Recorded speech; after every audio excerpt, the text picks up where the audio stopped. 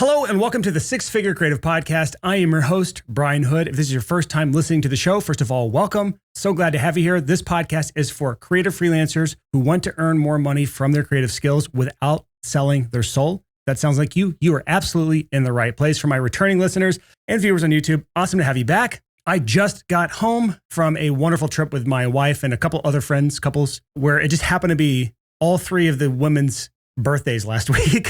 Including my wife. We went out to Taos, New Mexico. If anyone's ever heard of that or been to that, Taos is like a small ski town in the high desert of New Mexico. And it is a gorgeous, gorgeous town. Charming. So much history there. It's one of the few places you can go in America and actually have 1,000 years of history. We went to the pueblos of Taos, and it's a continuously inhabited village that has been around for like 1,000 plus years. It's crazy when you think about it. Because in America, like, a historic building to us is like from the 1800s. You go anywhere else like Europe or Asia, and it's like thousands of years of history. If you want that in America, New Mexico is a great place to go. Nashville, probably not the best place to go. But I am feeling rejuvenated. I'm feeling refreshed. And I highly recommend anyone who's ever thought of going to New Mexico, make a trip out there. It's actually beautiful. We did Taos and we did Santa Fe as well. And Santa Fe is beautiful. My wife and I decided we need to go spend more time there. But anyways, happy birthday to my wife. She's amazing. And now I'm going to talk about what you're here for, not me and my travels or my wife's birthday even. You're here to learn about or talk about the topic of the show today. And the topic I have today is something I'm really passionate about, something that I've talked about more and more recently, and something that I think is worth considering no matter which side of the spectrum you're on. But on this show specifically, we have to continuously talk about this battle between the creative and the entrepreneur. At the beginning of every show, I've said for like the past, I've been saying it for a bunch of episodes recently, we help you earn more without selling your soul on this podcast. And people who go too far in the entrepreneur world, they end up selling their soul and making more money and being miserable. That's one side of it. And then the other side of it is the creative, the person who's just making art for art's sake. And they struggle immensely with how to actually earn money. And the place that I would love for you to get to is to find that balance in the middle.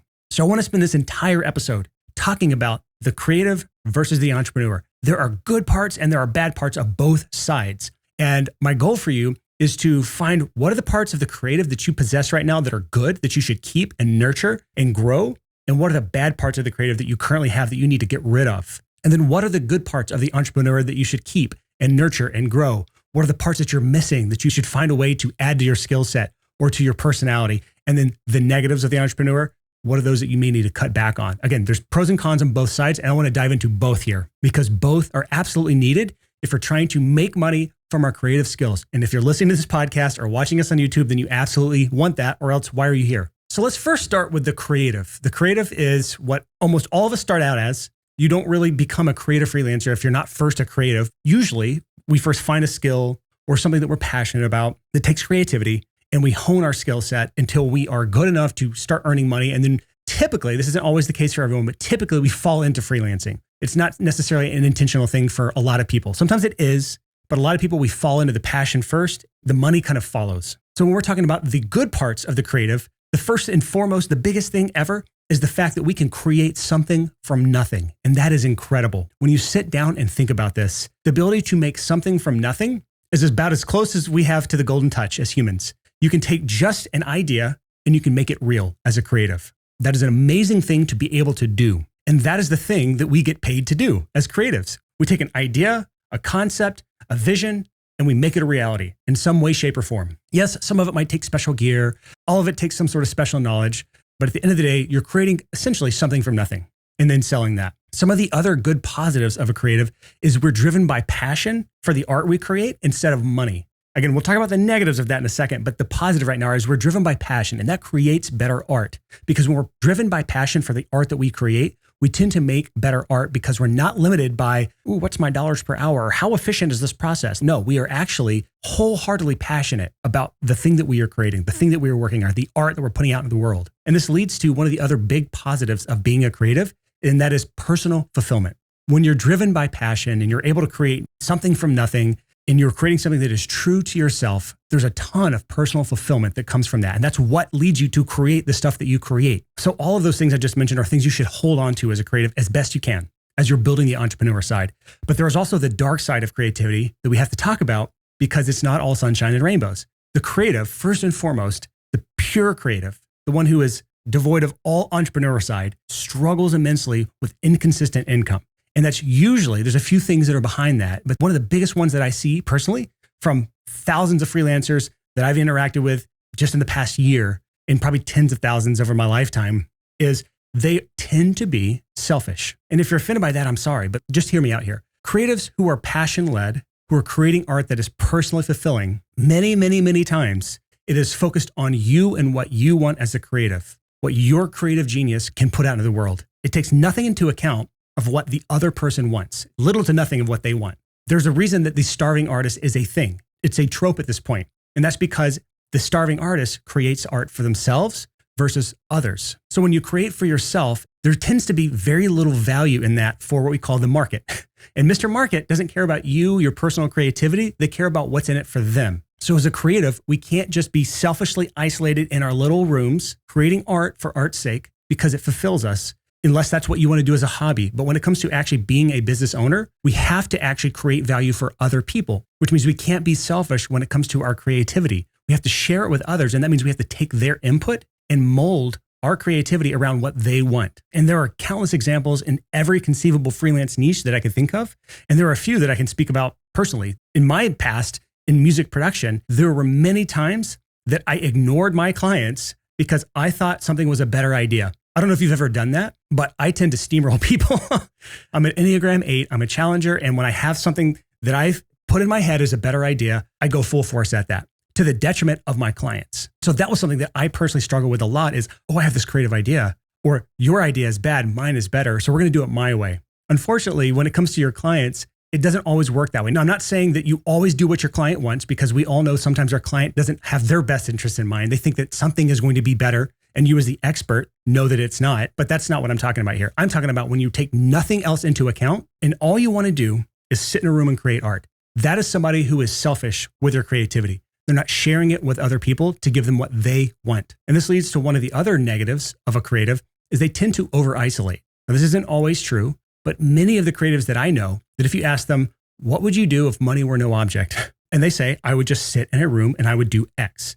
I would mix music. I would write music. I would travel and take photos as I travel. I would make artistic videos. I would write stories. They just want to sit in a dark room and creatively vomit. And while this can occasionally, and you'll see this occasionally, create a masterpiece, that's rare. And for those who actually do that, where they just sit in a room and isolate themselves from other people, from outside influence, they tend to be miserable. Humans are not built for isolation. There's been study after study that humans who interact with people more are healthier, they live longer. And if I were to guess, this isn't part of the studies that I've read, but if I were to guess, they are more creative because they've had more inputs to then turn into more outputs as a creative. So we've talked about being selfish as a creative. We've talked about isolating as a creative, but one of the other big negatives of the pure creative is they tend to avoid work. This goes back to the selfish thing. Creatives want to work on the things that they want to work on. So they focus on all the things that personally fulfill them, and they ignore all the things they don't want to do. Tell me if this resonates with you. Your bookkeeping is a mess. Your office is a wreck. You've been putting off those things you know you need to do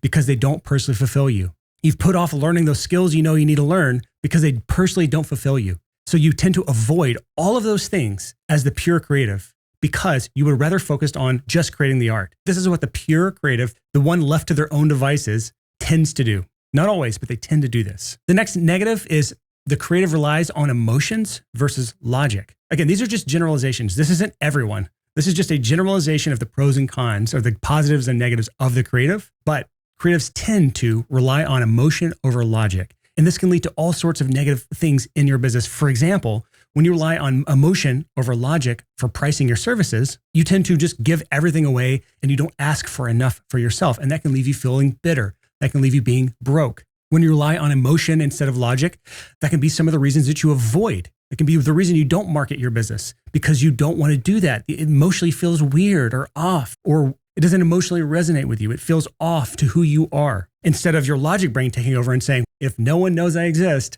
I'm not going to get clients. And the final negative I want to talk about here when it comes to being a creative or a pure creative is that things just take too long. And because of that, it can be difficult to compete with other freelancers or earn what you need to earn. So here's what I mean by this. Creatives tend to not really think through how long it actually takes them to do something. How long does it take to produce a song? How long does it take to do a photo shoot and edit the photos? How long does it take to create that video and edit that video, color grade that video? How long does it take to complete that project? And when you really sit down and think about it and do line item by line item by line item, which you generally have to force a creative to do this, and you put down how long it takes you to do that, whether you've tracked time or you're just estimating, almost always, here's what happens. You look at this and there's an exorbitant amount of time spent in one or two or all areas. And that means you are either going to earn very, very little per hour, meaning you're earning peanuts, or that means you have to charge a ton in order to make it worth your time. And here's why that's bad. When you're comparing yourself, the pure creative, the one who doesn't think about time, you just want to create the best art possible, and you compare that to somebody who's a little more entrepreneurial. We'll talk about the entrepreneur in a second. When you compare that to someone who's more entrepreneurial, they've thought about all those line items and how long it takes to do those things. They've corrected the inefficiencies. They've used some of the things we talk about on the podcast, the Easy 8s framework: automate, delegate, eliminate, and mitigate. If you haven't already listened to episode 216, where I talk about this stuff, it's called How to Spend Less Time Doing the Stuff You Hate, the Easy 8s framework. That's an awesome episode that goes into some of this stuff. They use those things to cut down on the amount of time it takes to complete a project. Now they're doing the exact same project with a similar or sometimes better quality at half the amount of time. Now look who has the advantage. Creative A, the pure creative who's taking 100 hours for that deliverable, or B, the entrepreneur creative, the blended creative, the creativepreneur. That's awful. The creativepreneur who does it in 20 hours because they found inefficiencies, they hire help, they've automated, delegated, they put systems together, they're using better software. They found ways to create a similar or better output for half the time. Who has the advantage in this scenario? It's the creative who's done it faster. And sometimes they're just faster because they've done it more. They're not obsessed with the things that don't matter. The pure creative, they tend to obsess over minute details that aren't going to make a difference at the end of the day. I remember the first time I ever recorded a label album. This is in the studio in 2006 or 2007. This is going to be released on one of the bigger labels in my niche. And I remember the entire time, as we're obsessing over all these small details in the studio, I remember thinking, God, it would be so nice to know the impact that these decisions make. So when we change the song, does that increase our fans or decrease our fans? Does that increase our album sold or decrease our album sold? And I just remember thinking we'd be obsessing over one or two small things. And I just couldn't help but think this is not going to make any meaningful difference in how our record does. And I remember some things thinking, man, that is a huge difference. That's going to make a massive difference in how our record does. And if you just think about all your projects that way, there are certain things that never make any meaningful impact to the end product, but the creative can't let those things go.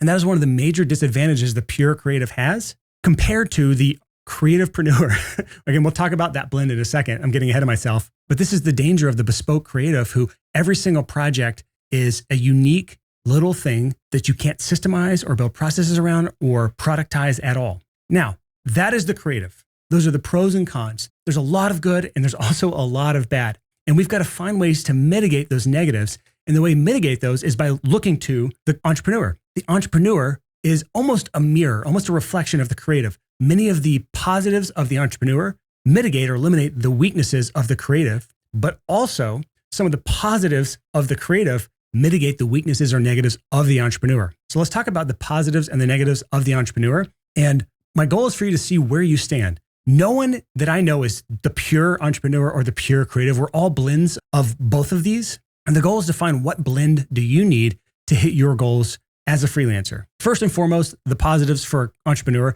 they know how to make money. And the reason they're able to make money is that they are strategic and intentional instead of impulsive. While creatives are impulsive, they let their impulses dictate which direction they go. They can let shiny objects pull them one way or another.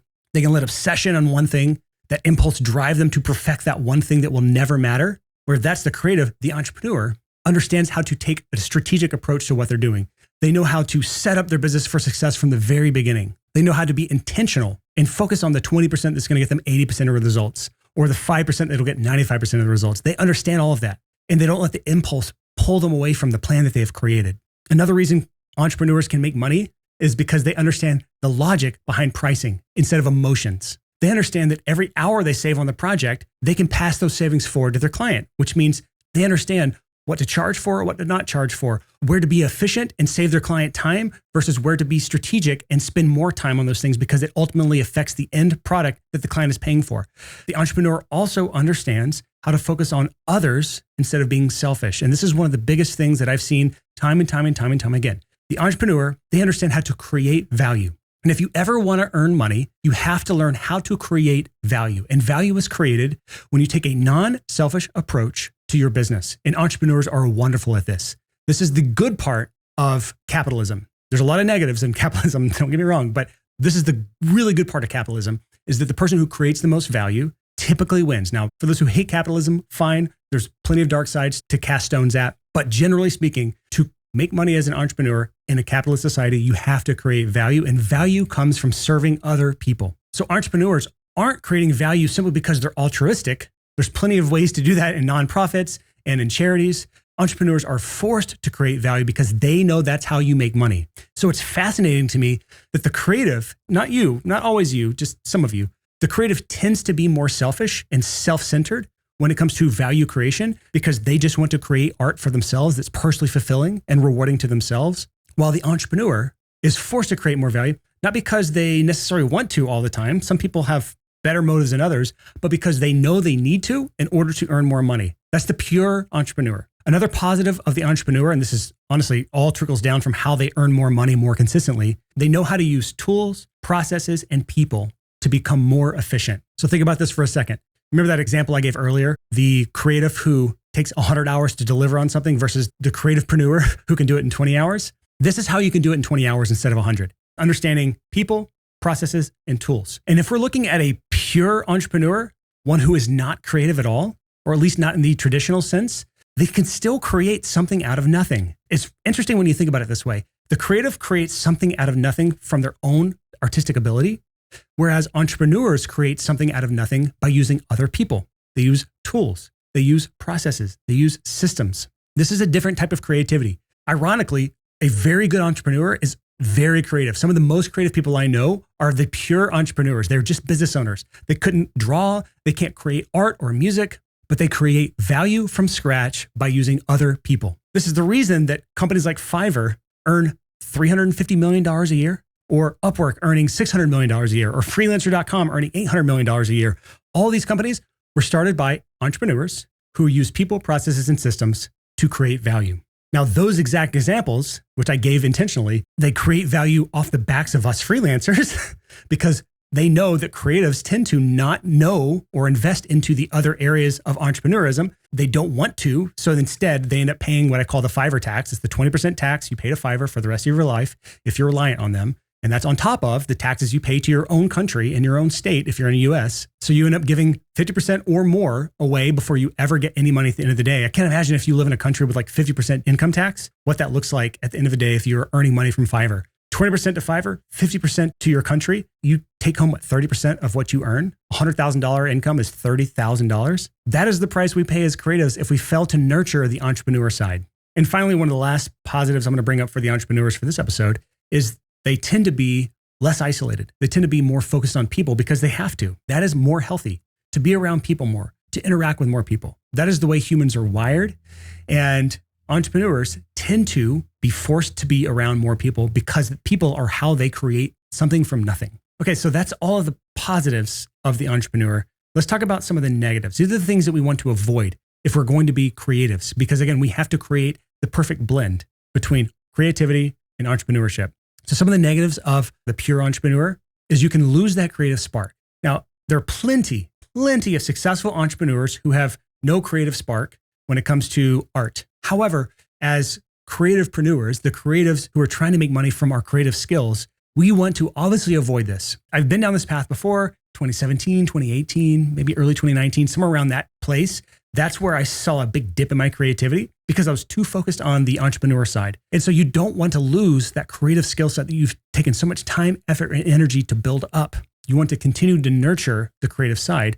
So if you focus for too long or you're focused too much on just the entrepreneur side, that creative spark can start to dwindle and die. And there's a few reasons for that. But one of the biggest is when you're motivated by money, that can kill your creativity. Again, that's why I say on the show, earn more money without selling your soul. When I look at selling your soul as a creative, it's when you are just wholly focused on earning more money. It does not work for creatives like us. We have to have both things in mind. And not to mention, there's a reason they say more money, more problems. That's because when you make more money, generally speaking, more problems can come from that. It can be as simple as now I have more stuff to take care of, or it can be as complex as I have people in my life who are trying to get more money from me. I have problems with investments not doing well. I have problems with cash management, cash flow issues. There's so many things that can come from earning more money that bring more problems that can kill that creative spark. So the goal, if you're trying to nurture the entrepreneur side of yourself, is to avoid this from happening.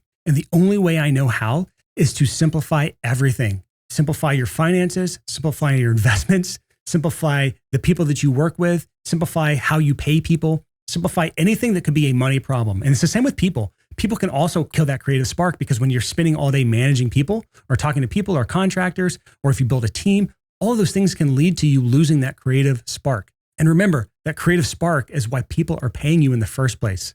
Another negative of the entrepreneur, and this is something, again, you have to avoid if you are going to be a creativepreneur, is they can cut corners. And you see this all the time. You see big companies doing this and they get fines or slap on the wrist. You see small companies doing this and folding. You can see this in creative freelance businesses. You can see this in major Fortune 500 companies. People tend to cut corners because it is more efficient. So when you hear me talking about doing a 100-hour project versus a 20 or 50-hour project, something that's less time, I'm not telling you to cut corners. This is not at all what I'm saying. I'm saying to become more efficient, to do the same quality work or better work in less time. And there are plenty of ways to do that. But here is the danger of that. It's when you start looking at these things as, oh, I got to be the most efficient possible. I've got to bring costs down. I need to be able to undercut the market, or I need to be able to be as competitive as possible with my pricing. And that means I have to cut these corners. I need to use this cheaper gear. I need to cut out these specific tasks. That's a recipe for disaster. And this can also, again, lead to that creative spark dying. All these kind of lead back to that big negative. So if you are a pure entrepreneur and you see yourself starting to cut corners, this is a death trap. So let's take a step back for a second now. We've talked about the pure creative. We've talked about the pure entrepreneur. We've talked about the positives and the negatives of both. There are still great things on both sides and there are really bad things on both sides. So let's talk about how we can marry these two things together to find what your perfect blend is, because everyone's blend is going to look different. Everyone naturally leads to one side versus another. I tend to lean more naturally on the entrepreneur side. That's why I have this podcast. I love talking about this stuff. I love eating and breathing this stuff all day long, every day. Some people are the pure creative. They lean on that side more. And so they don't want to talk about this stuff and they don't listen to this podcast. So if you listen to this podcast, then generally there is some, at least small part of you that wants to embrace the entrepreneur side. And that's what we have to do, is find out where can we get in there and expand that so that you can be a better business owner. At the end of the day, how can you earn more money from your creativity without selling your soul? Let's talk about some of these things. I've got 3 points here, like any good Southern Baptist preacher. I'm not a Southern Baptist preacher, by the way. Never have been, never will be. First point here is take the best and leave the rest. This is generally the best idea. Anytime you're looking at two things that have positives and negatives, and honestly, humanity would be better off and less polarizing if we would just look at the bests of both sides and then leave the crap we don't like. Because in almost all cases, when there are two extreme examples of something, there are great parts of either side, but people tend to just pick one and ignore the rest. There are plenty of people who say, if you're going to be a successful freelancer or a successful creative, you have to focus on the art. Nothing else matters. Just create the best art possible. That's not good. There's also people that are saying, to be the best freelancer, you just have to find the best system, the best process, the best productized service. You just have to think about ones and zeros, dollars and cents, systems and processes. How can it be repeatable? That's also wrong. There's a blend. There's a marriage in the middle. And that's done by looking at episodes like this, looking at people in your life that you know, and finding what are those positive traits that I know and love and want to incorporate into my being? And what are those parts that I hate, that I never want to be, that I know is not just my emotional brain taking over. I'm logically and objectively looking at this and saying, those are not for me. So I'm going to take the best of both sides and I'm going to leave the rest. The goal should be what I consider selfless creativity. How can I be the best creative that is selfless? It is serving others. Even if you're just creating the best art possible, it's for an audience of people to enjoy that art. So what do I need to do in order to let the most people enjoy that, or the people that I want to enjoy that, or to have that emotional connection? Or if I'm working for clients directly, how can I make my client the happiest possible with my artistic abilities? So that's the first point, is just take the best, leave the rest. The second point is set aside intentional time for both sides. So here's what I mean by that. Me personally, I know my rhythm throughout the day, throughout the week, throughout the year. And I know that I'm generally more creative. My brain is able to create better in the morning. So my AM time, the morning time, is where I do almost all of my creative tasks. Like this podcast, I literally am creating something from nothing. I started it about 9 a.m. outlining some ideas, looking at different topics I might want to talk about. And by 10 o'clock, I'm recording an episode. By 11 o'clock, I'll likely be done. That has to be done in the morning for me. There's no way I can create something like this show in the afternoon because I'm just not creative in the afternoon. Now, in the afternoon, I am logical. I can look through spreadsheets, look at numbers. I can talk to people. I can have meetings, things where I'm talking to other humans. But I just know my rhythm throughout the day. Morning time is my creative time. Afternoon time is my logical time. So you need to set aside times for both things. And even when I was just producing music, I did the exact same thing. I did all of my creative stuff in the morning, which was producing, recording, mixing, mastering. And I put all of my non-creative tasks in the afternoon, editing, comping, bouncing files, CRM work. So it doesn't matter whether you're a blended entrepreneur like me, where I have multiple businesses that I run, or you're a freelancer with just one singular focus, you still have a split focus when it comes to logical tasks and creative tasks. And those logical tasks, you need to know when you're best at those, and your creative tasks, you need to know when you're best at those. So that's the second point, is set aside intentional time for both sides of your brain. And my third point, and probably one of the most important, is invest in the areas that you struggle with. So we all have weak points. We all have struggles. So how can you invest in actually solving those struggles? Well, first is invest in friendships, relationships, partners, contractors to fill in those gaps. So if you have weaknesses and someone can fill those gaps for you, that's a great place to start. So the easiest way to start this is if you look at your entire creative process from first contact with a client to final deliverable, there are usually things within that that you are not naturally gifted at. And those are the first areas that you can go to bring in friends, partners, contractors who can help fill those gaps. It might be somebody you need to go to when it comes to pricing problems because you are too emotional about it. You're too close to the project. You need somebody to talk you off the ledge when you're trying to throw a lowball price out there because you don't feel confident in it. It might be that there's some skill that you lack that you need someone else to do to fill in some gap. Usually you need to pay them. That's why I'm putting this under the investing in it. You're either investing time or money into filling this gap. Another way to invest in the areas that you struggle with as a creative or an entrepreneur is by education or coaching. There are plenty of books. There are plenty of courses. There are plenty of coaches out there who can help you with whatever area that you struggle with. For example, I naturally have been avoidant of building any sort of team or hiring any sort of full-time employees. So I hired a coach at the beginning of this year to help me with that. It was the most I've ever paid one single human being in my life. Did I miss the money when it first happened? Yes. Did I have emotional issues departing with that money? Yes. Looking back 6 months later, do I miss that money now? No, I've made multiples of that back from that investment, but that is just one area. There's plenty of books that are $12 that can help you with all sorts of things like social skills, how to win friends and influence people, people who struggle with habits or routines. Go get Atomic Habits by James Clear. If you suck at marketing, go buy the book, The One-Page Marketing Plan.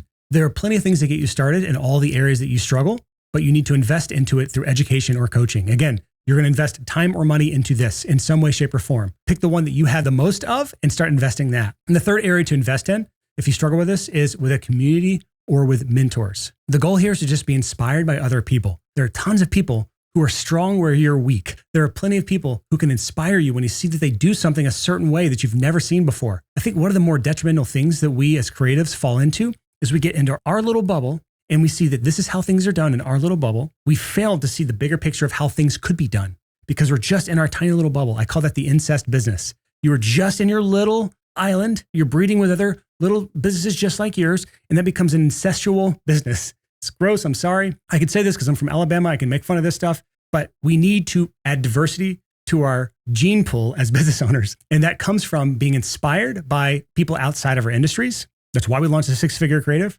And you can do this through community. We have a Facebook community that's actually for the Six Figure Home Studio, but it's still a ton of the Six Figure Creative people in it. And by mentors, people who have already been there, done that, and are a few steps ahead of you. Either way, being inspired by people that have gone through those steps that you're trying to go through now is a wonderful thing because it is hard for us to even ever imagine doing something that we've never seen other people do. And the only way we ever see other people do things like this is by joining communities or having mentors who can share those things with us. Now, if you don't have a community, if you don't have mentors, I'll try to leave you with a few things that can maybe inspire you. And that is some of our episodes from our backlog here. I've got 6 episodes here to share with you. And here's what I want you to do. I've ordered these from what I consider loosely the most creative to the most entrepreneur, because that's kind of a gradient. These first ones I'm going to share are going to be more on the creative side, who is successful as an entrepreneur, and then all the way to the person who is the most entrepreneur side and is still obviously successful. And I want you to listen to these episode titles. I'll talk through a little bit of these and figure out which one or two are you going to listen to next based on where you're at, what you need. This is a great way to be inspired by others because, again, the reason we started Six Figure Creatives is because we wanted to talk to other creatives who could inspire us. And I haven't had any interviews in the last while since we got back from Bali. We've been very sparse on this. So I'm going to be bumping up the interviews just to, again, more inspiration from other people. But all of these episodes I'm about to list out will be on our show notes page at sixfigurecreative.com/269. That's episode 269. The first one on this list is episode 204. It's called How to Generate 1,000 Inquiries Per Year as a Logo Designer. This is with James Martin. He also goes by Made by James. He's an awesome creative who has found a way to focus his creativity into things that actually generate leads and inquiries for him. And I put him first in what I consider like most creative focused on this list because he's found a way to do this in a way that I think is true to him as an artist because his real marketing strategy is just sharing what he's already doing. So that's episode 204. The next on this list is episode 187. It's called Quitting Her Day Job to Become a Six-Figure Illustrator. This is Lisa Congdon's success story. Her story is awesome. If you haven't listened to that episode, where she was torn between these two paths she could take, and she finally left her day job to start an illustration company, and that grew to 6 figures, and she's probably 7 figures now at this point. I think she's a really good one to listen to if you want to see someone that really struggled to have the confidence to make that step, and then has really done a good job as she's made that transition to nurture that entrepreneur side, to build the skill set that she's needed to build to grow a really good business at this point. Because she's not just a freelance illustrator anymore. She's got a lot of things. She does art prints. She has a shop. She has merch. I think she has a warehouse now. She's got a very unique style, and she's worked her way up to work with some really big brands. And she's done a really good job also of just building a personal brand for herself. Next on the list is episode 215. The title is How to Earn Up to $500,000 per hour as a designer. That's one of my favorite titles, by the way. But this is with Kat Cocolette. She's another freelance illustrator. She and Lisa are very similar when it comes to the entrepreneur brain. I think Kat is a little bit more on the entrepreneur side because she's done an amazing job of finding really scalable ways to monetize her skill set, as seen by earning $500,000 per hour. That episode, we actually talked through the math on that and how she's done it. But if you've ever wanted to know how you earn $500,000 an hour as an illustrator, it's not from freelance services. It's another method. It's a different business model. Again, I love people like Kat because she's done such a great job of taking this creative skill set and monetizing it in so many different ways. So again, that's episode 215. Next on my list is episode 152. It's how to build a multi-6-figure video production business using cold emails. This is one of the early episodes of Six Figure Creative, and this is with Anthony Craparata. He is a great entrepreneur. He has found a way to make a productized service hyper successful because he's very systems focused. If you want to have a really good idea of how a creative can systemize something, create a very valuable productized service, and then scale it to multiple 6 figures with a small team and cold email, meaning he's sending out tons of cold emails to people to get clients. If you want to see that process, that's episode 152. Next on the list is episode 207, how freelancers can use the rule of 7 to ethically get more clients. That's with Michael Janda. I love Michael because he's somebody who came out of the gate swinging. He had a great career as a designer. He worked in a company or in an agency for years and years and years. If my memory is serving me correctly, I think he worked with Disney. He's also got some books out, and he took that skill set he learned working at an agency or working with his day job as a designer, and then launched that into earning 6 figures his first year as a freelancer. And then he grew that into an agency that he then sold in 2015. So he's gone from working a day job to then being a 6-figure freelancer, to then launching an agency and growing that to, I don't know what number, and then selling it in 2015. And now he's just more on the educational side of things. But he's awesome because he's gone through the full journey that very few people make. And I think that he has absolutely made a great transition from just pure creative to almost pure entrepreneur, but still a lot of creativity in there. And then finally, this is what I would consider the most entrepreneurial in this scale or this gradient, is episode 165. And the title is Pricing Strategies from the CEO of a $1 billion Business. This was Mike McDermott. This is the CEO of FreshBooks. He came on the podcast back in episode 165. I want to say this was around September-ish of 2021. This is when my wife and I were traveling over Europe.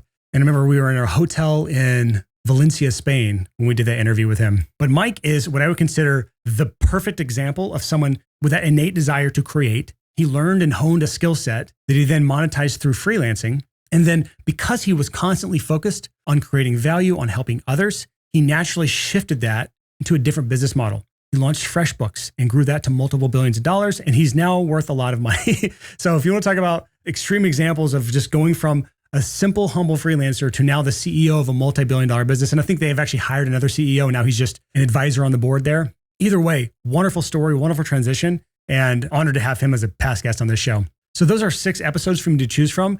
I don't expect you to listen to all of those. I don't expect you to even want to listen to all of those, but I do expect you to find the 1 or 2 that you think is going to help you in your journey right now to finding that perfect balance between a creative and an entrepreneur.